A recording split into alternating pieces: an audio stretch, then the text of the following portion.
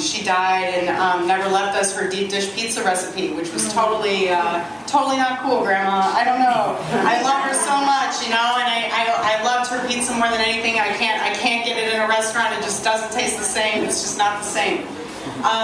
She always used to make it for us on Easter Sunday, but really any holiday, you know, and she totally would have made it for Halloween. So this is called How to Make Grandma Gorman's Easter Sunday, Halloween, Christmas, every holiday in between, Chicago-style deep dish pizza.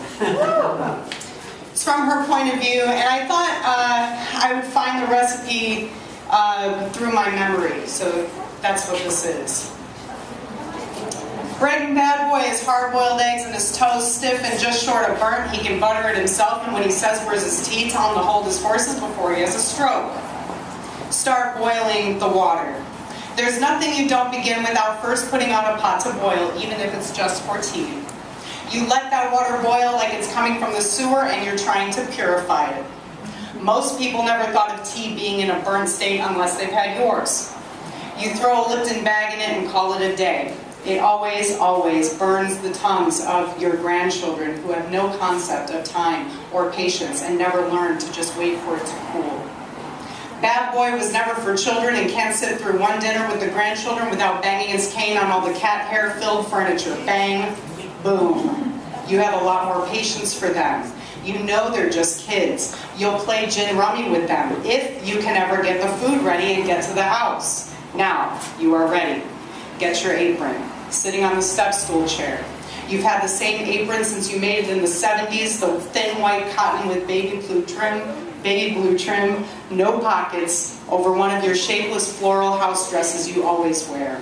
You cook all the time, but that apron after 20 years has no stains. So let's go, make your sauce. Get out your garlic, cut it into fat chunks. Throw your vegetable oil in the pan, throw your garlic in the pan. Stir it around, wait till it pops.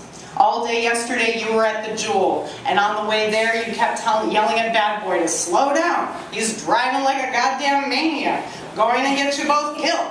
Watch it, you yell. I said, watch it, you yell. He yells back, stop hollering. After 50 years, you consider divorce. You consider going back to Split, Croatia, which you couldn't go back to because you have to be there a first time to go back. But didn't somebody call it the most beautiful island in the world?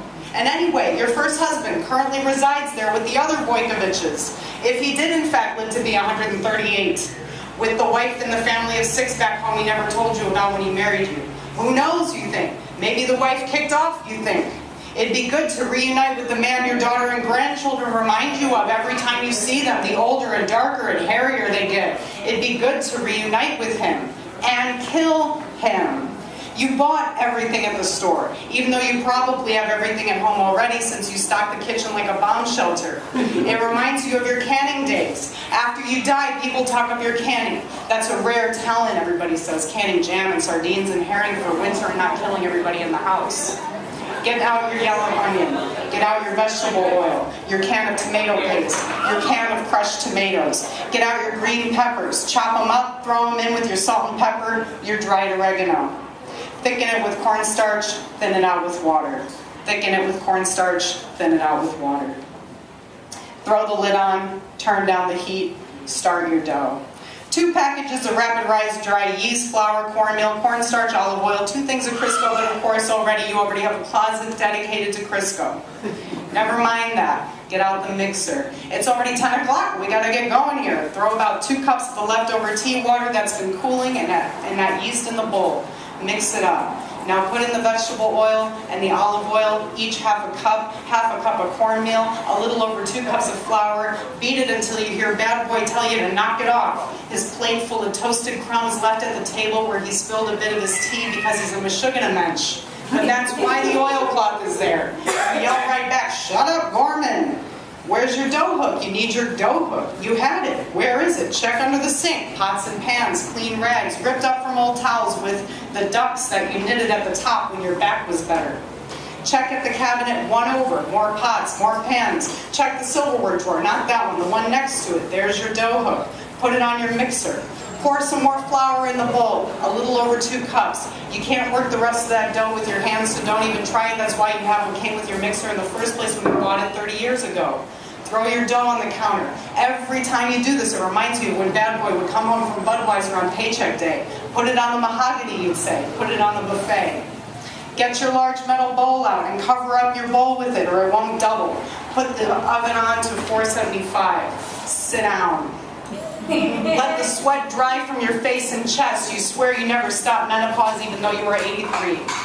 You are not Croatian, but you look more Slavic than your first husband, Vojkovic, who, dead or alive, currently resides with the family back in Croatia he never told you about in a language you and your daughter once knew fluently but have long since rejected. You look naturally war-torn, and so does your daughter, and so do your grandkids. People will constantly come to them and ask them what they've always asked you. What's wrong? I can tell you've had a hard life. You look tired. Why so sad looking? Aren't you upset? You and your daughter and your grandkids know everything was fine until they asked. That's just how you look. Watch the bald, fat back of Bad Boy's head and neck rolls as he snores in his chair in front of the Sox game. The dough is rising. Get to the kitchen. Punch it down. Stand there. Let it rise again. Punch it down again. Grab a couple of those cake pans. Get a little oil on your fingers and line the pans with your dough. Thin, not thick. Now take everything out of the fridge. You're going to layer it like this. Mozzarella, your sauce that's been sitting on the stove with the canned tomato paste, onion, oregano, green pepper, salt and pepper, garlic in big chopped up chunks, and now your Italian sausage and mushrooms with some Crisco sprinkled on top. Put the cake pans in the oven. You don't have to set a timer for 35 minutes. You know when to take it out. One thing out of the way. Thank you.